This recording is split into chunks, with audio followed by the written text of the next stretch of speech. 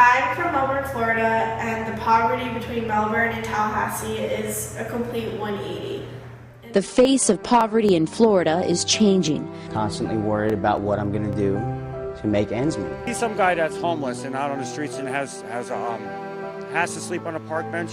And nearly 1 million people are jobless across the state. Child poverty has a strong impact on learning. Florida's unemployment rate is just above the national average. Be struggling with lack of food and nutrition, health care, dental care. That means the United States, the country with the highest level of child poverty out of all developed nations around the world. Living in McGrath is kind of scary. I was leaving my dorm room to go to dance one night, and it was about 7:30, 8 o'clock, so it was already a little dark. And I get into my truck and I start my truck up. As it's starting, I'm rolling down my window and I look to my left, and out of my side view mirror, I see a homeless person jumping out of the bed of my truck. And that's just a scary thing to think that there's somebody basically living in my vehicle, and I don't like that at all.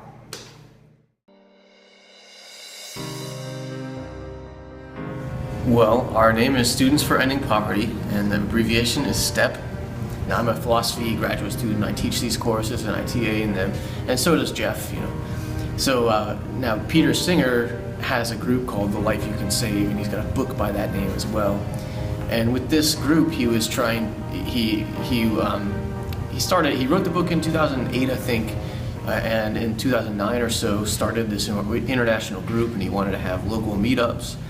And so that organization sent out emails to all kinds of philosophy graduate students and other people trying to get them to start the meetups. Now, I received one of these, and I was like, okay, it sounds great, but I'm just too busy. Said, well, I wish somebody else would start that group. And I think I actually emailed it to some people trying to get them to start it.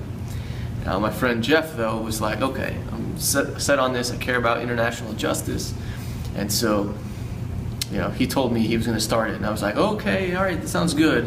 He's like, I need you to sign off on a piece of paper and be like the vice president. And I said, secretary. Can we come up with some other position name so that I don't have to do anything because I'm too busy to help out?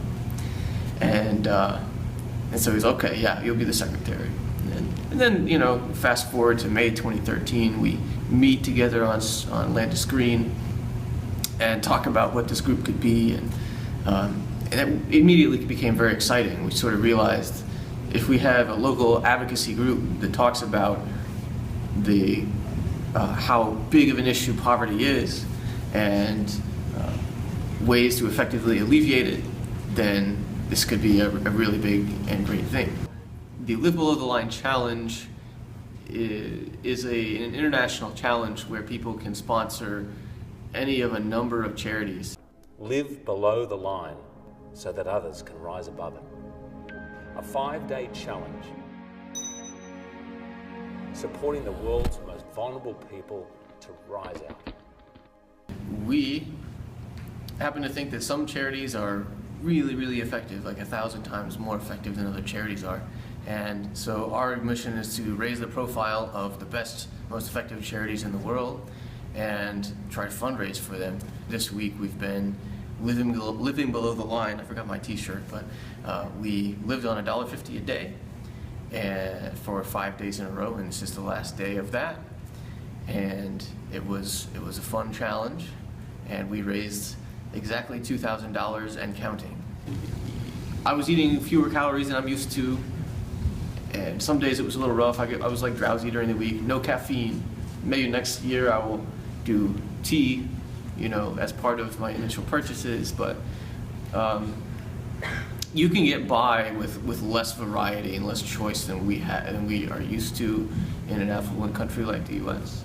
For more than a week of this diet, I would start to lose weight, and I would start to not do so well in my classes because I definitely was losing concentration and unable to focus on things compared to normal.